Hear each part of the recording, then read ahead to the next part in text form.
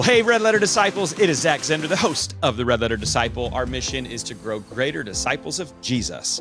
And we've got an amazing guest coming on today. It is former LCMS, Lutheran Church Missouri Synod President Jerry Kishnik.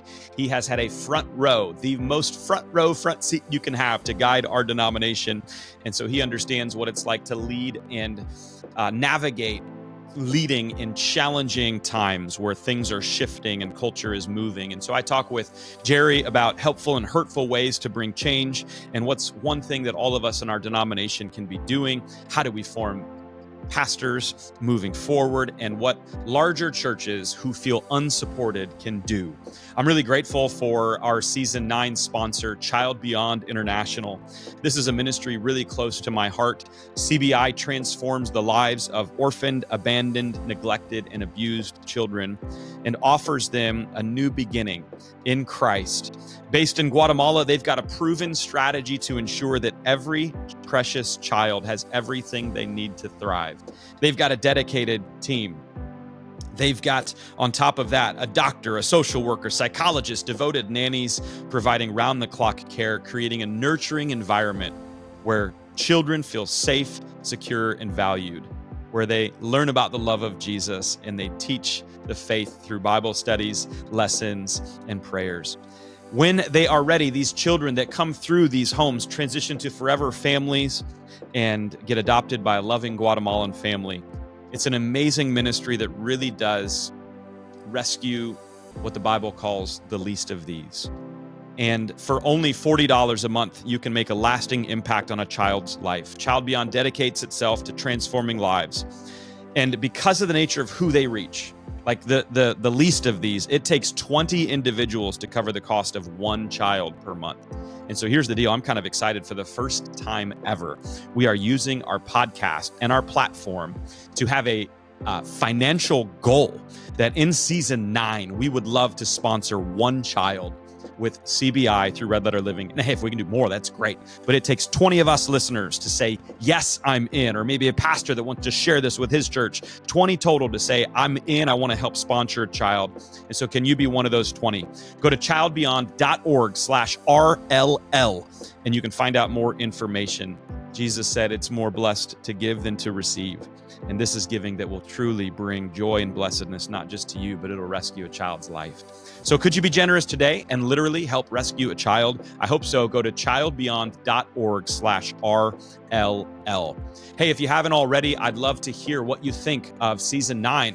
Are these conversations what you are wanting? You can drop it in comments on YouTube. If you follow along on YouTube, you can drop it in rates and reviews on Apple and Spotify. Let us know what conversations and what guests you'd love, and if these conversations are helpful for you.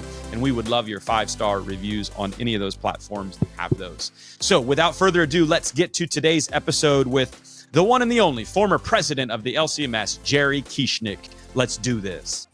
Well, we have an awesome episode today of Red Letter Disciple. We've got the one, the only, Dr. K, President Kieschnick. Jerry Kieschnick is an amazing man that served in so many roles in our Lutheran Church Missouri Synod. My path first ran into him in seminary when he was the denominational president, and just got to meet him and be around him several times, and super honored to know him. And since his work there, prior to that, by the way, he worked in the Texas district, which we hear a lot of great things about. People are pretty proud of Texas, but he worked in the Texas district, and for the last 10 years has been back at Legacy Deo as the CEO, and he's just getting ready to retire 5 weeks from the recording. When this gets out, he will be retired. So President Kieschnick, you're a month away from retiring as we record, but when it goes out, you're done. So how's that feel? Like I like to say when I get through talking, stick a fork in him. He's done. How does it feel? It feels kind of strange because since the 7th grade, I have not had a job. So we'll see how it works. But it's also fulfilling because we'll see. It's a great ministry, and great things have been accomplished and will be accomplished because of the ministry of Legacy Deo, a.k.a. Lutheran Foundation of Texas. Nice. And when I hear that word, that first word in that legacy, like I just think of you and the legacy that you've built, which is incredible.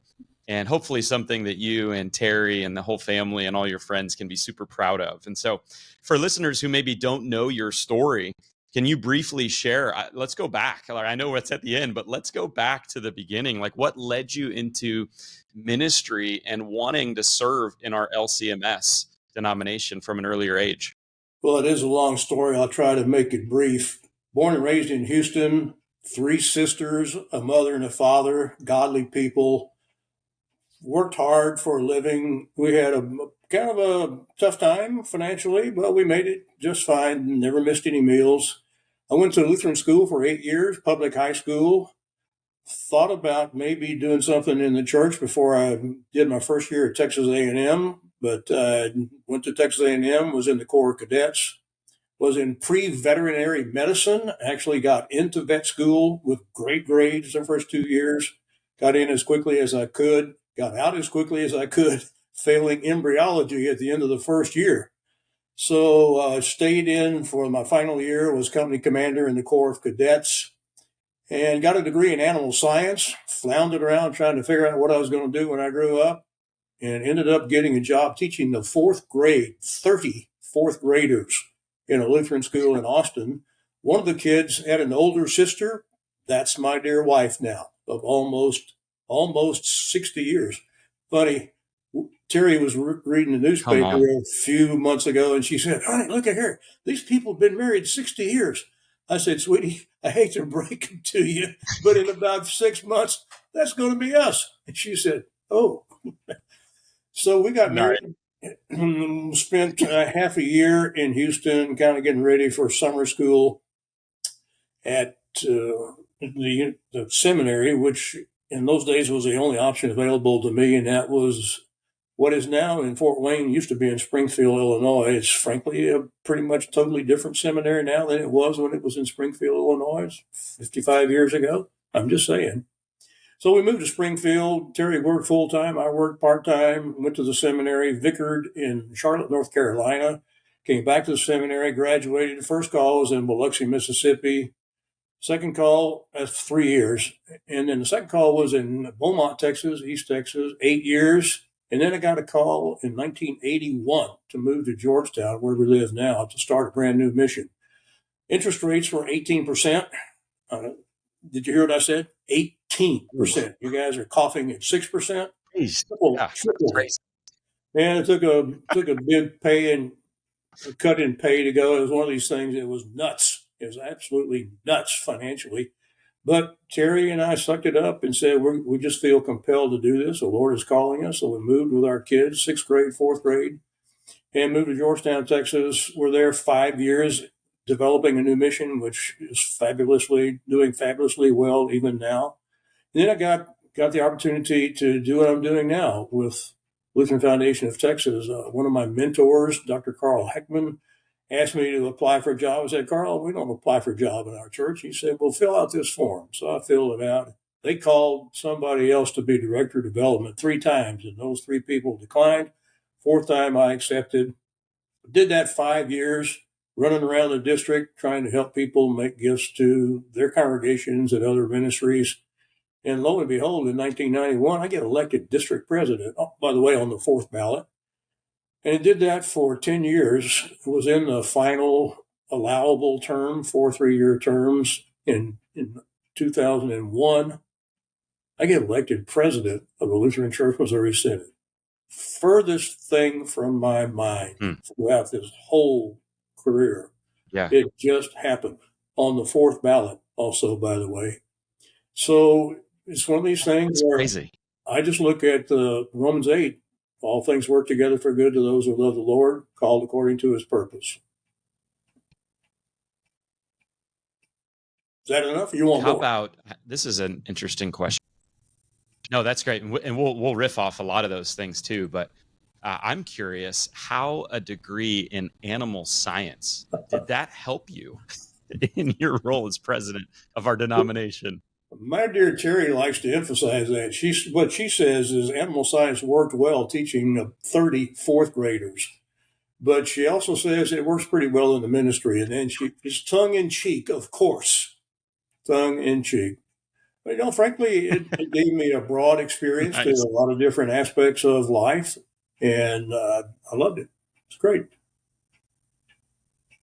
That's awesome. So as we go back to that, 2001, right, to 2010, looking back at your years as our denomination's president, what are one or two moments that like stand out to you that truly shape your view of what it meant to lead the LCMS? Well, the first thing happened 8 days after I was installed. I was installed on September 8, 2001. Excuse me, 3 days. I was installed on September 8, and then September 11 happened.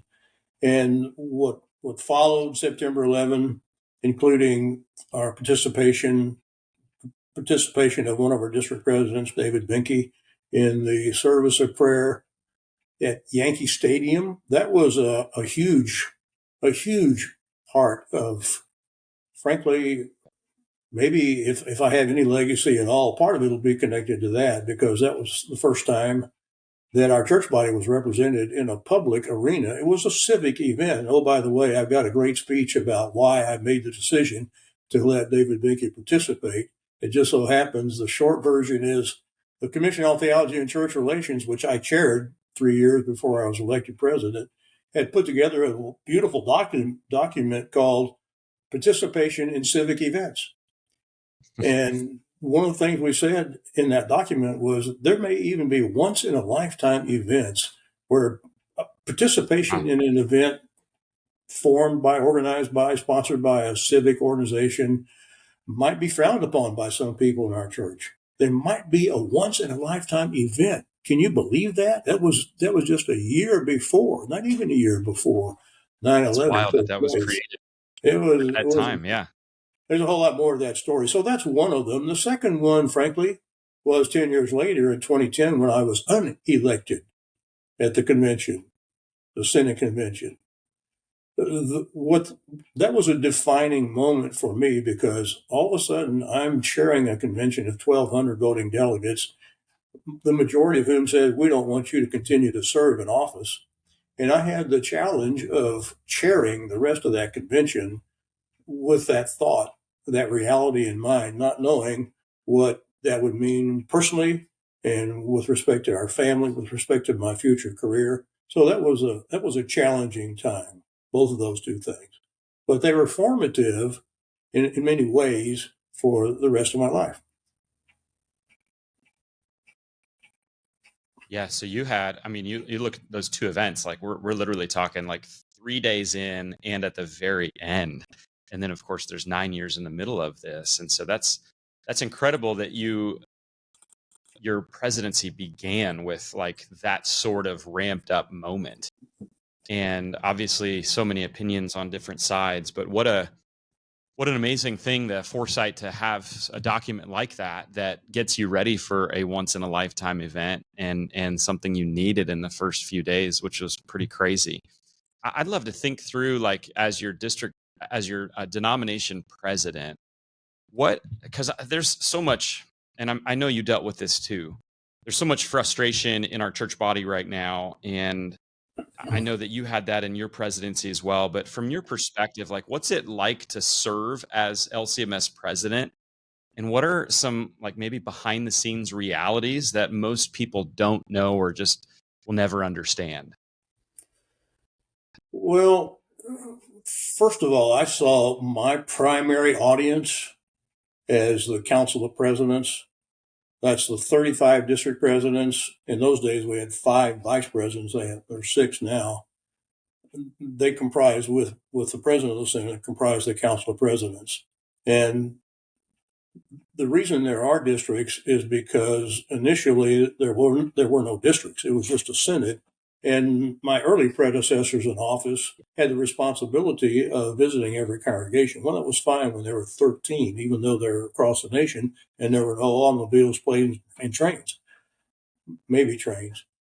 So as the Senate grew, districts were formed.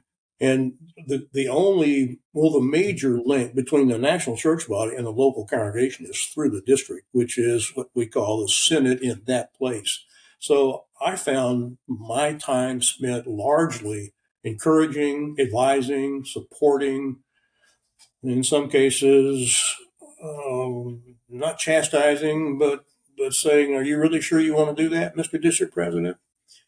And 35 of them across the nation, that was a pretty much full-time job. But you add to that the entities of the Synod, which would, in that day, not today anymore, but that day, there were 10 colleges and universities, 2 seminaries, plus all the corporate entities like LCEF,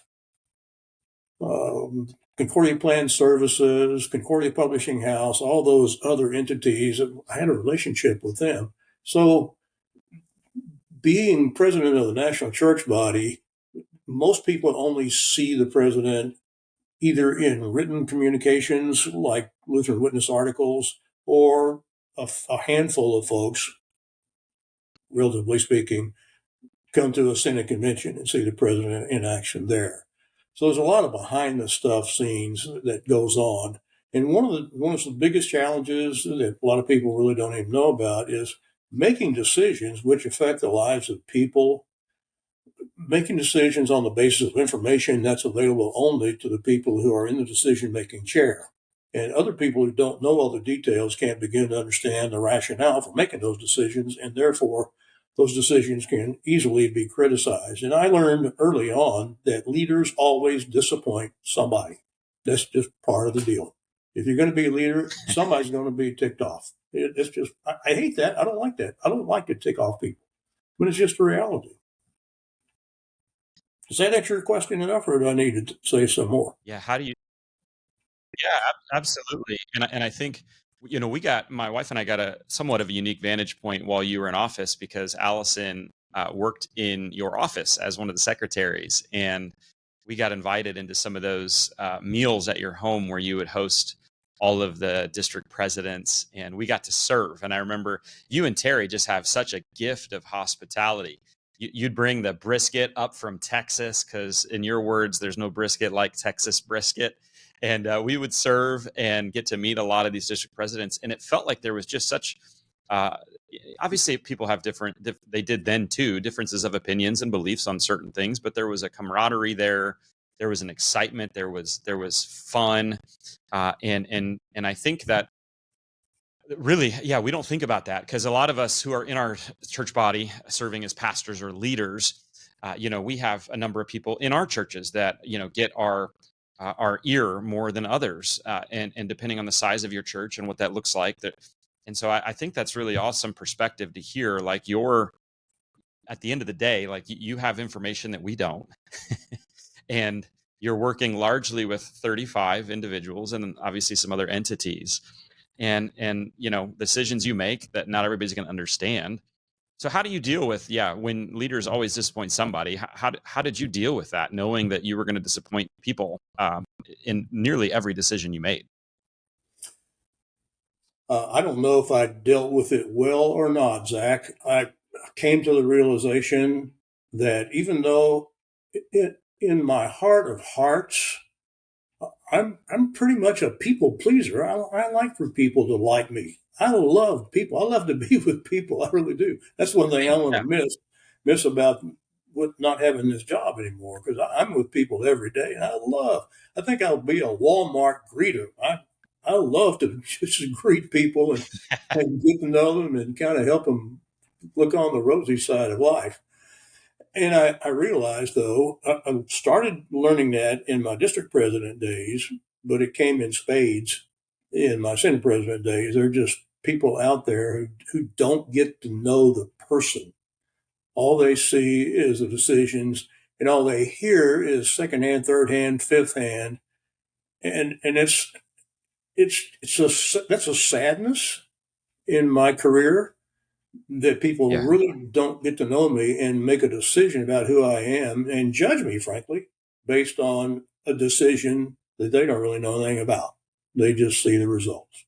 So what do? If you're gonna survive and remain healthy? You just have to say, good Lord, help me make this decision, and help me make it to your glory and for the benefit of your church, and help people to the greatest extent possible, understand that decision and finally accept it, and help. Hopefully, the decisions I make and the work that I do will not negatively impact. And this is one of my greatest concerns, frankly. People like Allison, when she was working in my office, and the other people that worked in my office, and my family. My prayer was always, good Lord, don't let what goes on in our church body, whether it's directly related to a decision I make or not, don't let that stuff negatively impact the faith and the life of the people around me who see those decisions, and maybe those who also are impacted by those decisions. That was a big concern. Well, by the way, did we pay you and Allison for serving when you came over? Yeah, but if you want to throw a tip our way, no, you guys were very great. We got to invite some of our seminary friends too, and yeah, you were always very good to us, so which we appreciated. But and I think that's and from Allison, obviously not knowing specifics because of the office and the confidentiality it demands. It's amazing how much letters and criticism and I think no matter what decisions you're making, like you said, whether it's you or whether it's somebody else in office that are going to make decisions, it's going to upset probably a large number of people. Here's the question I want to ask. Like for those of it's easy for us to critique leadership from a distance. It'd be easy for us to throw a letter in the mail that goes to some secretary of the president and for them to see that and to be negatively impacted by the body of Christ. But for those of us that want to see positive change, which I hope is everybody, what's the most effective way, like for pastors, for leaders, for those that care about our denomination, what's the most effective way for us to pursue positive change? And the flip side, what's the least helpful way? Well, the most helpful way is to get involved. And frankly, when I look at people like Zach Zender, Tim Allman, Jeff Schrank, Ben Haupt, you young guys who are in you're not even middle age yet. You're still a kid, relatively speaking. Oh, I'm squarely middle aged. Square in the middle age, yeah. So when I see folks like you stepping up and doing things that I would never have thought about doing, a podcast. What does pod stand for? I don't even know what pod means. Is that a bunch of peas in a pod? That's my understanding of the word pod. But to do things and to speak truth to reality,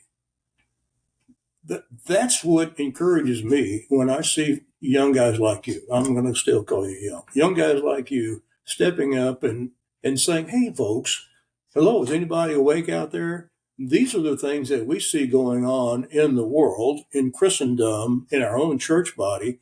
And these are some of the concerns that we have and some of the opportunities we see for a greater impact and a greater influence of this body, this part of the body of Christ that we call the Lutheran Church - Missouri Synod, to really make a difference in the world. And to see the kinds of, and to witness the kind of things that you guys are doing, not just to sit back and commiserate and wring your hands in despair and say, oh, tisk, tisk, tisk, isn't that terrible? But to do some things to bring to light what are the issues that we face and what are the opportunities that we have as a church body and as individual pastors and lay leaders of that church body.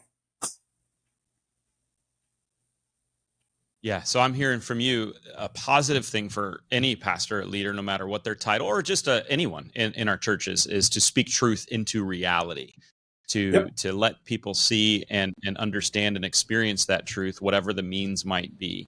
And so the flip side of that is what's one of the least helpful ways, just so we know how to, if we're all wanting positive change, I think it's important for us to hear from those who've been at the top of our leadership to know, here's a positive way, speak truth into reality, but what are the ways or the negative things to avoid? Well, you mentioned the letters and communications that came into the office of the president. All that stuff happened really before, that's 15, 20 years ago. I mean, I first was elected 24 years ago. and think about the advances and the changes that have been made in the world, just simply in the arena of communication. We didn't.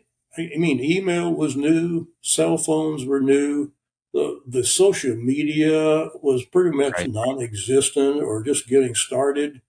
So the the sad part about it is some of the people in our church body, and not just our church body, but I'm thinking about our church body now. Some of the people in our church body use social media to vent political anxiety or political perspectives. And maybe those perspectives are couched in theological terms and based on theological premises, but in fact, that does not present a positive image of our church body. When anybody who's surfing the web, who's looking around and listening and watching and reading, here's the stuff that in my judgment is far from evangelical. And we talk, some people talk a lot about the confessional nature of our church body, and that's okay. We confess the creeds. We confess our faith. I get that. Yeah. Our church body is our name, Evangelical Lutheran Synod of Missouri, Ohio, and other states. The evangelical part is what we really, where we can really shine. So, so the negative stuff that I see, I would love to see it stop. My mama said, if you can't say anything nice, Jerry, don't say anything at all. Now, that's a bit naive in the world in which we live, because pretty much anything goes online now.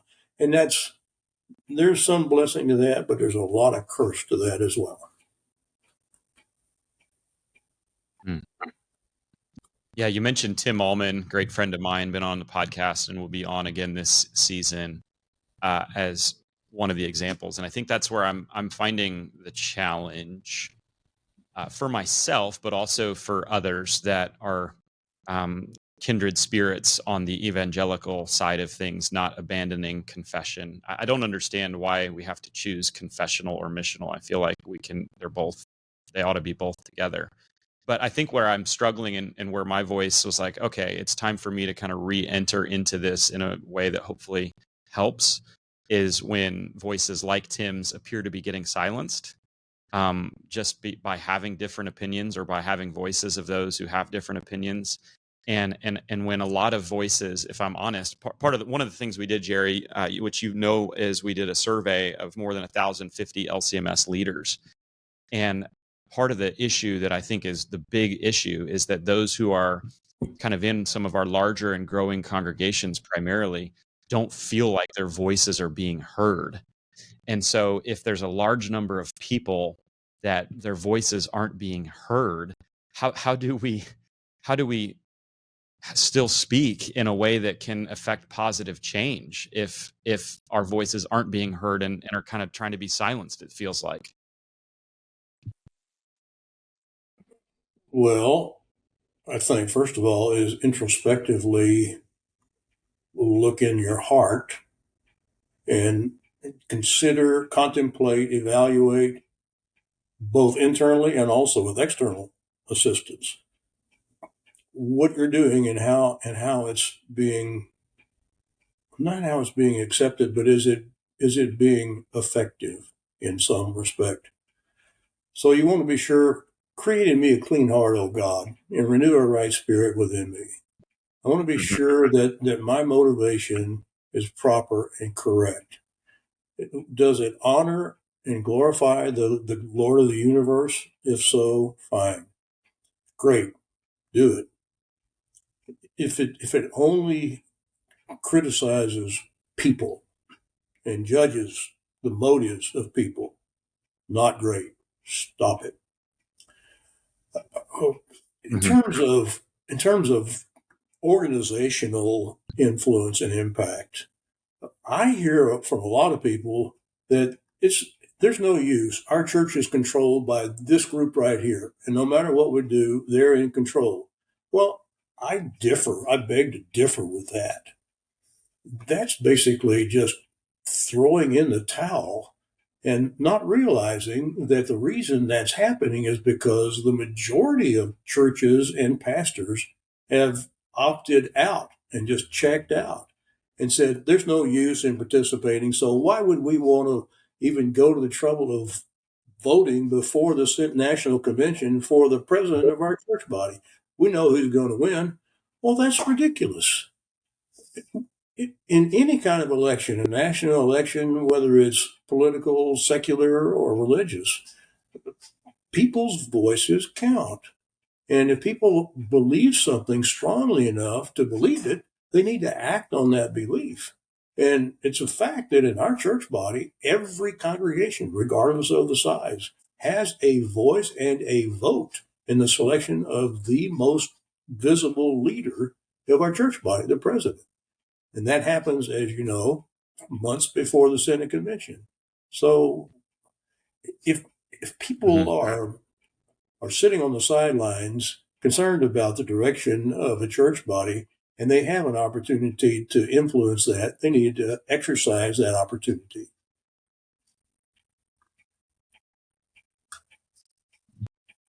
That's good. I think what I'm hearing from you then is like, obviously there's our voices do matter, and whether it's public or private, like not throw in the towel, because our voice and our influence is important, but also, maybe if you're going to be more external about it, really checking your motives to make sure that they're pure, that the right conversations probably have been had prior, if you will, with the right amount of people, that we're still adopting a prayerful posture, even with those that we may differ with. And so I think that's really great. From your perspective, President, what do you see as kind of like the most urgent cultural or generational shifts happening in the LCMS that like we need to engage with this stuff right now?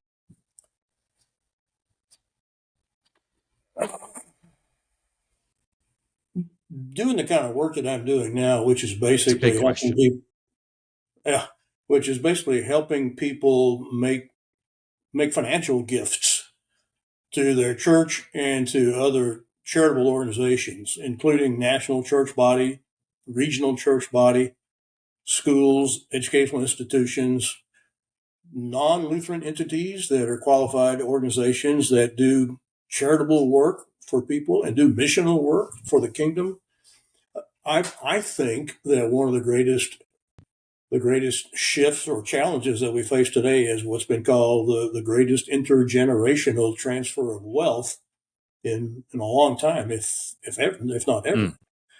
So we have a bunch of folks that are my age, even a little bit younger, and a few that are a little bit older, who have accumulated some significant wealth through a lot of different ways. There's a bunch of people your age who have more wealth than people my age have. So it's not just the older folks that have it, but the older folks are knocking on the door of eternity, and there's an opportunity to pass that wealth along somehow or other. So every day I give speeches and I communicate with people the importance of loving your family and demonstrating that in a tangible way through your estate plan. Give some reasonable, some significant gifts to your family, for crying out loud. The Bible says if somebody doesn't take care of his family, he's worse than an unbeliever. So we don't want to be worse than an unbeliever. Give your kids some money. At the same time, there are other opportunities to use that wealth. And there are incredible opportunities in the realm of religious organizations, including our church body and all the entities connected with it, as well as organizations outside. We have a lot of parachurch organizations that are not part of the LCMS that are doing some wonderful work in missions, in humanitarian care, human care, a lot of those kinds of entities. So the point is, one of the changes that I'm sensing right now is the changing of the guard. The old folks are checking out. I heard yesterday that a guy that I used to, can you believe that I actually ran every morning? I got up at 5 o'clock and ran. Can you picture me running every morning? So I got up one morning, Frank, the banker door, was my running buddy. I went up at 5 o'clock. I dragged my bones out there, and Frank came out dragging his bones out there. I said, Frank, you know the only reason I'm here is because of you? And he said, Jerry, you know the only reason I'm here is because of you? I said, Frank, I'm going to bed. So I went to bed, and I haven't run since the day before that. Well, Frank died on Saturday, just heard from Nice. his dear daughter. So, people my age are passing on. So, what are we doing with the resources the good Lord has given? We can make a difference with those resources. If we figure out who should get them and what organizations, what entities, what ministries are going to make best use of those resources. So, that's one thing. The other thing is how do lay people, of any age really get involved in a way that makes a difference in our church body, which is clearly clergy dominated. You look in our communication pieces, and most of the stuff is written by pastors. You look at the folks on staffs, national staff, most of those guys wear a round collar. They're clergy. There's nothing wrong with clergy serving in many capacities. Lay people have huge, huge gifts that in many cases are untapped, and we need to figure out ways to tap that wonderful experience and basic intellect and gift that the good Lord has given to lots of lay people, lay men and lay women.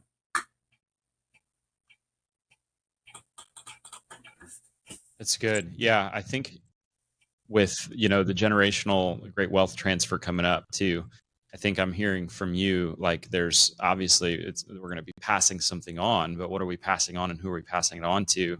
In the survey that we completed, the number one most urgent challenge, which I think parallels with this, is reaching and retaining young adults. We want to make sure that our youth and our young adults are in a thriving place. And so, if you could go back in time as president, or if you were president today and you knew this was like the most urgent challenge voiced by many, what steps would you take to really pour into our youth and young adults? Yeah, great question. Terry and I just came back from the National Youth, well, it used to be called National Youth Gathering because it's international now. It's the LCMS Youth Gathering. We just came back from New Orleans a couple weeks ago. And my goodness, we have been to almost every one of the youth gatherings over the past years. And to see 20,000 young people gathered in the Superdome in New Orleans, worshiping the Lord Jesus and having fun. Is it okay to have fun while you're worshiping the Lord? It was a joyful, full of Let's go. joy. And it was, in some respects, kind of like a concert. And yet it was a participatory concert. The young people and their adult counselors, pastors, leaders, lay leaders, were participating. There was an incredible combination of fun, of, yes, entertainment, because it wasn't just a worship service, it was a mass event, and then some incredible worship singing, 20,000 voices singing, a lot of familiar hymns and even a few non-familiar songs using different instruments. I don't know if there was an organ on that podium or not, but there was certainly a piano and some Psalm 150 instruments. There are a bunch of those Psalm 150 instruments on that podium. So what does all this mean? It means that there is an opportunity to bring out the inbred and taught, learned spirituality, the faith that a lot of young people have, sometimes even to their surprise when they get into a setting like that. Can you have a youth gathering of 20,000 people more than once a year? More than every 3 years? The people who plan those things do yeoman's job, and it's a hard thing to do. No, you can't do that. But to figure out ways, maybe in smaller, more local contexts, and we do that in our district. The district has a district youth gathering on years when there's no national youth gathering. And that's one way of bringing young adults together. However, it needs to be done at the local level. And congregations are the key. In congregations, I think if I were a parish pastor, I'd be finding 2 or 3 or 5 or 10 young people who are active in the congregation or who could be activated. Maybe they're not active now, but I go to them and say, hey, I need your help. I know that you're a person of faith and you have a lot of contacts, a lot of people who may or may not be people of faith, and maybe or maybe not they're expressing that faith in a formal way in a church setting. Maybe it doesn't need to be in a church setting. Maybe we need to take this outside the church walls. Maybe we need to get together in smaller groups off campus and doing something that meets the needs of young people. Will you help me figure that out? So we take the initiative to reach out to young adults in the context in which they live and try to bring the fruit of the gospel, the love of Jesus, into their hearts. Yeah, it's good. I love it. So there's a local church, regional, national LCMS. There's all these things supporting it, which is fabulous. And my youngest son got the ability to go to the gathering this year, and oldest son went the last time in 2022, where I had the unique vantage point in Houston and Texas from the stage to just see all of amazing, like you said, 20,000 youth and young adults just praising Jesus and having a great time and having fun.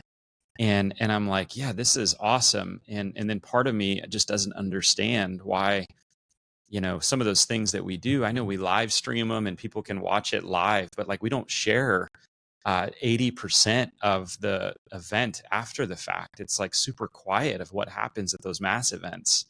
And I don't understand that. And I don't understand why, if this is like a perennial thing that we do, and maybe the pinnacle thing that we do that's mostly done by volunteers, why it's not shined an even brighter light to use that as marketing tools for the next time. And anyway, those are maybe things I don't quite understand. And with it, and like you said earlier, I probably don't have all the information that those in top leadership might have, or that are making those decisions. But I'm seeing like good trends worldwide when it comes to Gen Z, particularly men, their interest in going back to church and worship and reading the Bible. And I'm just a little concerned that while those metrics overall might be going well, that we may be missing out in our own denomination if we don't put more emphasis in youth and young adults. Anything more you want to kind of share along those lines? Yes, indeed. As a matter of fact, in addition to those mass gatherings and the worship that took place at the youth gathering, there was a number of servant events where young people actually were involved in doing stuff, reaching out to people in the community and worldwide. For example, Orphan Grain Train had a deal where kids could get together and pack boxes and packages of food that were dried food or whatever they are that don't spoil. And they put together thousands of those packages that are going to be shipped to people around the world. And other organizations like that utilize the time, the energy, the effort, the willingness on the part of those 20,000 kids that were there to do some projects, so some hands-on projects, basically in fulfillment of the second greatest commandment. Love, number one, love the Lord your God with all your heart, soul, and mind. Number two, love your neighbor as you love yourself. Who's my neighbor? Well, it's everybody. So the opportunity that young people had to get hands-on experience in doing stuff for people they'll never see, but people who will know that Christian people put this together, and thank God for the blessing of their work. Yeah, it's amazing the willingness, and for real, like those 2 weeks for each of my sons has been foundational in forming their faith. And I love it as a great catalyst to show students what can be. And I thought, President Harrison's message of raising up more leaders in the church is great. And we need 1,000 people. I agree with all that. I think a lot of us are voicing concern, though, that sounds really good, and it is really good. But are the structures in place, if you will, that would accommodate that, and that would also like reach out to the people that he's asking? And of course, a lot of this is around kind of in the survey, one of the things that was voted the third highest obstacle or challenge we're facing is finding and forming future pastors. And so I'd love to hear kind of from you what your thoughts are on the finding and the forming of future pastors. How do we do this in a way that still honors the great theology that we have, but mirrors a little bit more of the 2025 world we live in? Well, here's the way I like to put it today. Not everybody who feels any kind of a calling to be a servant of the church, particularly in the pastoral office, not everybody is in a position or finds it feasible, practical, possible to sell his cow, burn his plow, move to St. Louis or Fort Wayne, yank up his family from school, his wife from a career or profession, just so he can go and be a residential seminary student. I did that, but when I did it, I had a wife of 4 months. We had no children. My wife did not have a career or a profession. We were a whole lot more mobile than a lot of the people today, because a significant number of our pastors are second career pastors. And a lot of people out there who have a first career, a lot of men would love to be a pastor, but are stymied by that sell cow, burn plow sort of a deal. So why in the world would we want to make it more difficult for people to get into the pastoral ministry? We've got one guy that I know personally who is a commissioned minister of the gospel, has been for many years. He has a theology degree from a non-LCMS seminary. And when he asked for colloquy, applied for colloquy, he was told, I'm sorry, you got to go to 4 years of our seminary. Excuse me? He's a commissioned minister of the gospel in our church body. He was good enough to be certified for that. And now he's got a doctorate from a theology institution. And you're saying that's for naught? So why do we make it more difficult? I am convinced there are hundreds, yea, maybe even thousands of people in the history of our church body who felt called to be a pastor, but who hit a brick wall when they applied for the seminary and saw Greek, Hebrew, or else they got into the seminary and hit that brick wall as a student. Greek, Hebrew. Do we really need to be fluent or even able to read Greek and Hebrew? This sounds like heresy, I know, to some people who are listening to this. I'm just telling you, parishes with 40 people active, does a pastor of that church really need to have Greek and Hebrew in his background? There are ways, and historically, our church body did that. Our church body responded and said, we need pastors. We need those pastors to be under the supervision of other pastors who are trained theologically, who can oversee their work, but they need to be pastors. That's what the SMP program was all about, specific ministry pastor. It was, there are people who are in place. They've got a job now. They're not in a position to leave and go to seminary. Let's ordain those people. We can ordain them. And that's what the SMP thing made possible. So by raising the bar for entry and qualification for pastoral ministry to the level of basically, not quite, but pretty close to that of university professor, I think we need to think about what's required for a parish pastor to be able to do. What resources can we provide for that parish pastor when he's in the parish that enables him to be somebody who knows how to preach, who knows how to teach, and who does it faithfully and who does it effectively? So that's one thing. The whole thing about residential seminary is the gold standard. Well, maybe so. I'm thankful for my residential experience. The reality is, I could have done just as well with an online program because I was a married student. The only thing I experienced on the campus was classes in the morning. I sat with 30 of those guys. We didn't have any interaction. Went to classes, went to chapel. As soon as my classes were over, I went to work.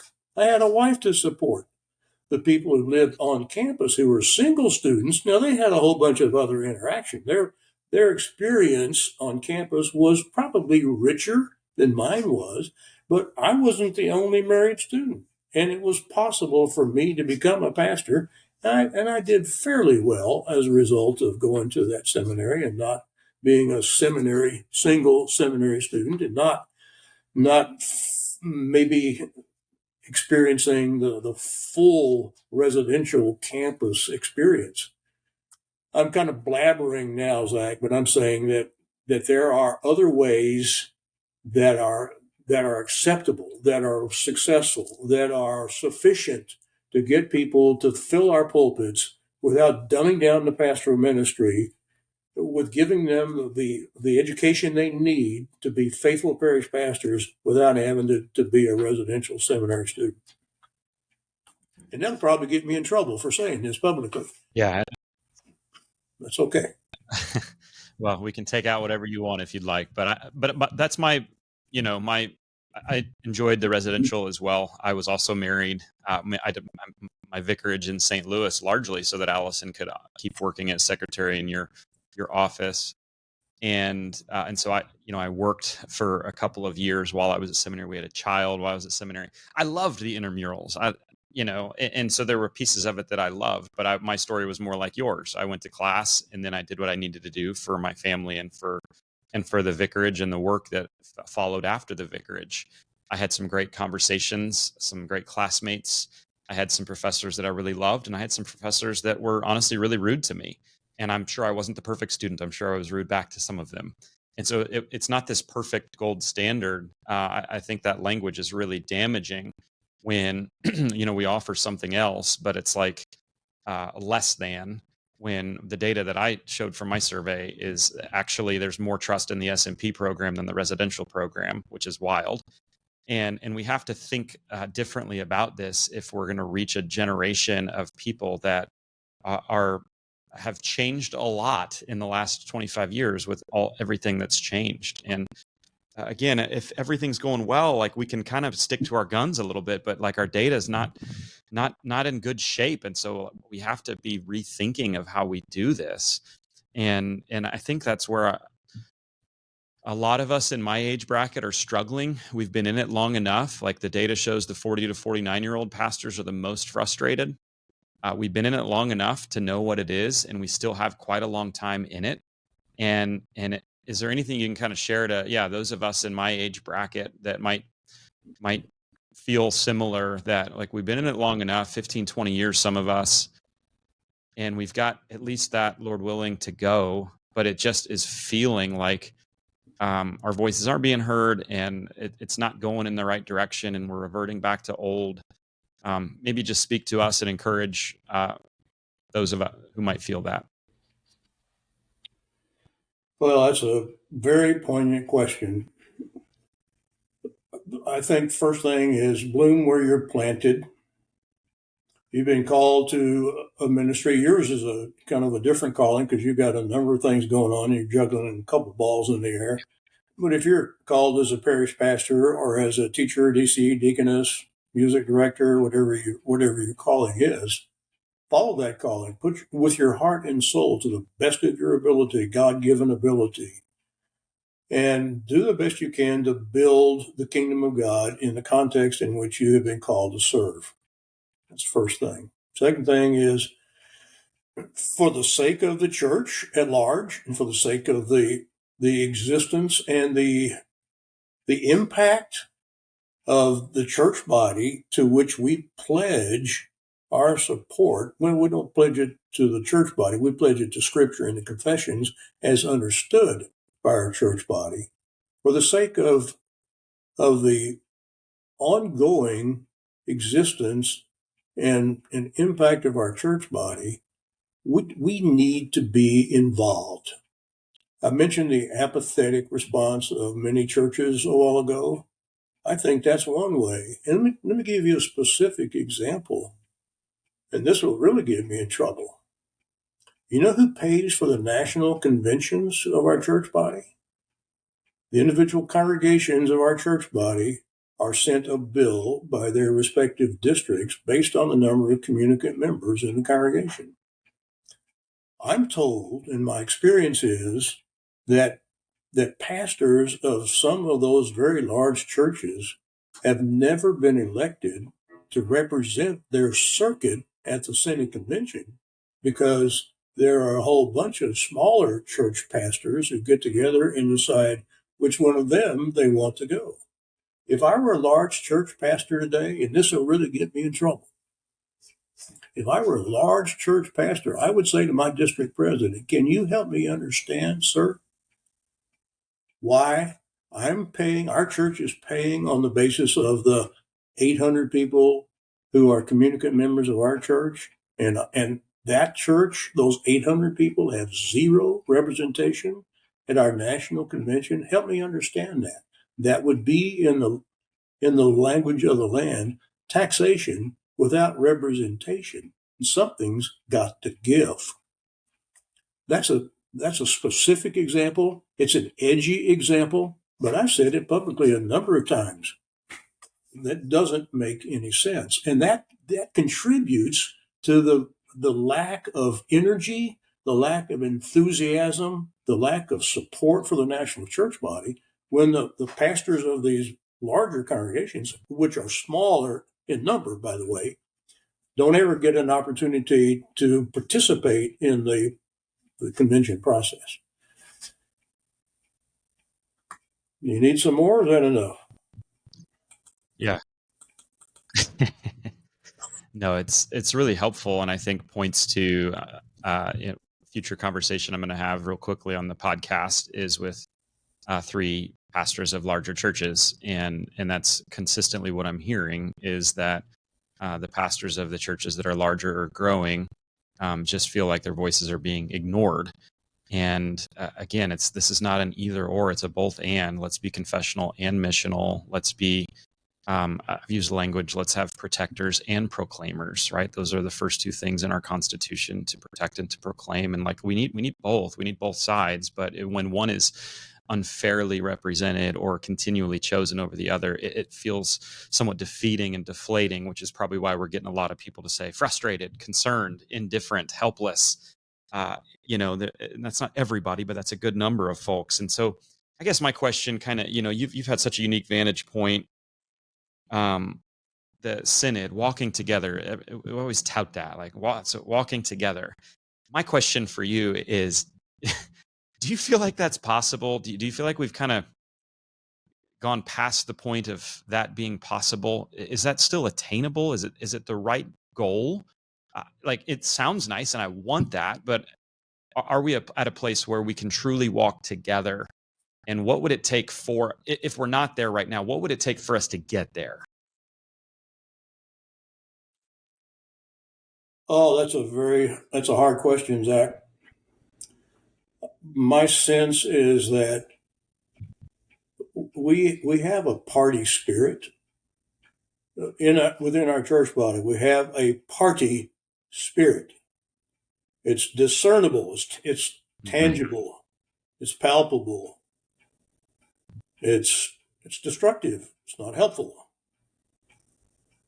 And I don't know how humanly possible it is. With God, nothing is impossible. Humanly speaking, amen. We have a couple generations of pastors who have been trained at our seminaries, mostly Fort Wayne, but now St. Louis.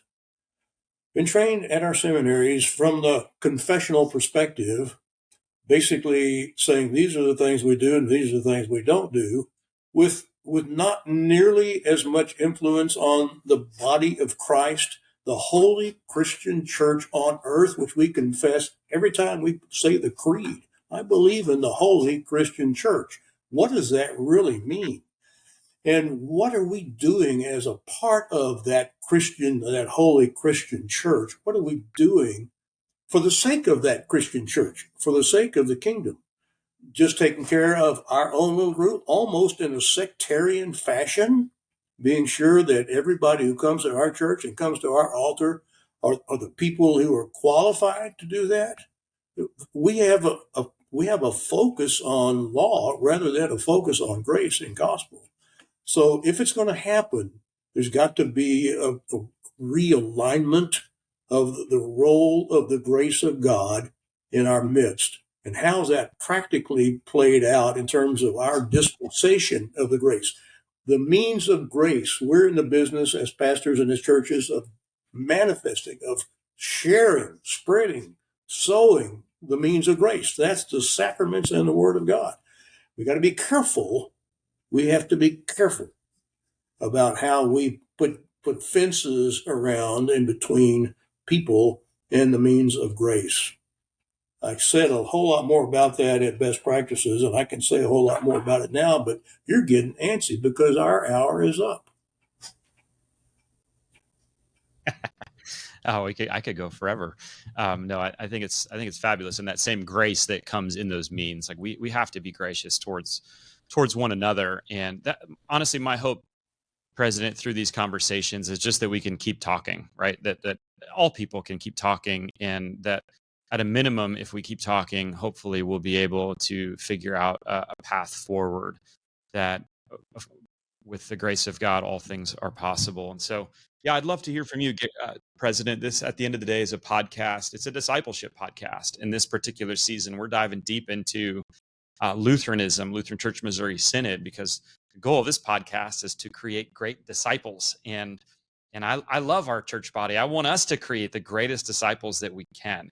And so, kind of summarizing maybe some of your thoughts, but if you could challenge, we always ask our guests, if you could challenge our listeners to do one thing practically this week to be a greater disciple and maybe have a more Lutheran Church Missouri Synod answer to this, what would your challenge be?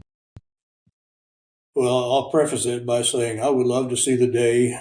I don't know if I'll live long enough to see it, but I'd love to see the day when our church body is seen by the body of Christ, by the Holy Christian Church, as a church body that has contributed to the communication of the gospel to people who are dying every day and not knowing, not accepting that gospel, but doing things as a church body that influence other expressions of the Christian faith, other denominations, other churches, helping them figure out how to do what they do even better than the way they're doing it now. It means that we've got to do what we're doing better than we're doing it now. I'd love to see us as a light shining on a hill. So how do you accomplish that? Well, it begins in the heart. And Terry and I are going through what our church is, our local church is doing right now, reading the Old Testament, reading through the Old Testament. Oh, that's a challenge because some of the Old Testament, a lot of the Old Testament, oh my goodness gracious, those people were violent. They were unbelievable how many people died and were killed, which just emphasizes the truth that God is a jealous God. God says, you should have no other gods before me. I'm the one, I mean that. So I think about Jesus' words in John, long answer to your short question. Jesus said, a new commandment I give to you, that you love one another just as I have loved you. So that people will know that you're my disciples. And they will know that you're my disciples if you have love for one another. So what's my challenge to people who watch this podcast? Look around you and find somebody who needs to be loved. And love them with the love of Jesus, the love that's in your heart. And they will know, and Jesus will know that you're a disciple, because that's what he said. That's what he said. And maybe I need to be a Walmart greeter so I can love. Are you going to love people. one another?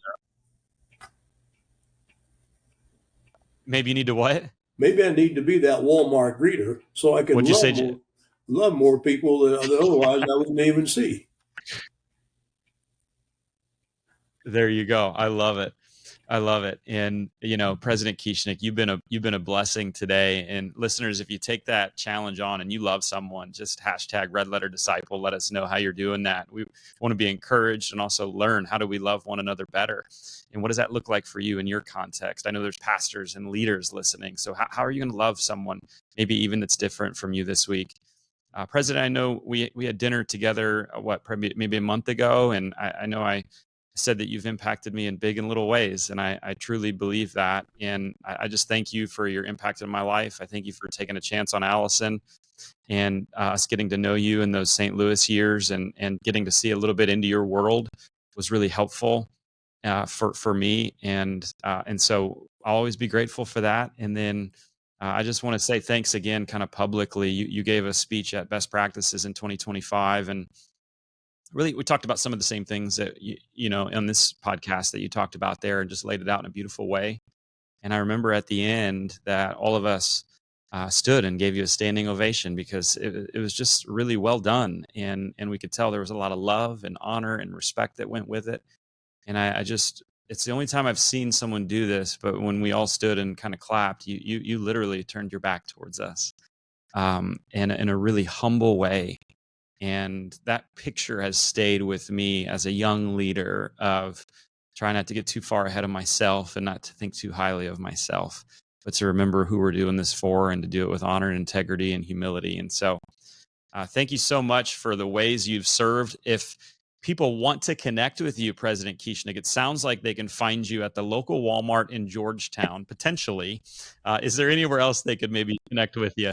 Yeah, I'm changing email addresses now, leaving Legacy Dale. So my personal email address is gbkies@gmail.com. And oh, by the way, be sure and tell your mom, dad, Mark and Sharon and Allison, give them all my love and my love from Terry too. She said, "You're going to talk to Zach today?" I said, "I am." She said, "Be sure and give Allison and Mark and Sharon our love." Sweet, sweet people. Oh, give Terry our love too. And I pray that as this is going out, you are a couple of weeks into the retired life. And so I pray it is everything you've imagined and dreamed, and that much more, that you get to love on Terry and family and kids and grandkids and great grandkids. What a legacy you've led, and you've been a blessing today. So thank you, President Kieschnick, Dr. K. We love you and wish the best for you. Thank you. Same to you, Zach. God bless you, my friend.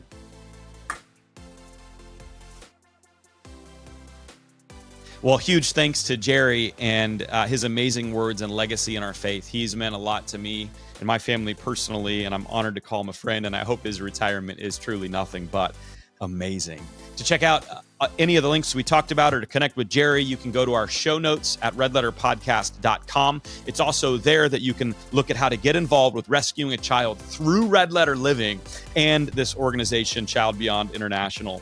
It's amazing to see the work that they're doing, and you can check that out as well at childbeyond.org/RLL. So, hey, next week's guest, you're not going to want to miss it. One of the things I heard and saw in the data is, in pretty resounding fashion, is there is just a real miss right now when it comes to larger and growing churches in our denomination and how their needs are being met in our synod. So I'm bringing on 3 friends, all pastors of larger but different types of churches in our synod. We'll have Brad Hubbard, Tim Niekirk, and Scott Geiger join the podcast. If you are a larger or growing church, you will resonate and have a lot of empathy for what they are going through. If you aren't, it'll be a great opportunity for you to hear what it's like to serve in this type of role in ministry. If we are truly going to walk together, LCMS, we've got to understand what it's like to serve in different capacities in our church body. So don't miss this conversation, and the way you won't miss it is subscribe to the Red Letter Disciple podcast on any of the platforms, audio or even video on YouTube. Follow us, and we would love to continue this journey with you to produce greater disciples in our denomination. So don't miss next week's episode. We'll see you back next week for the Red Letter Disciple.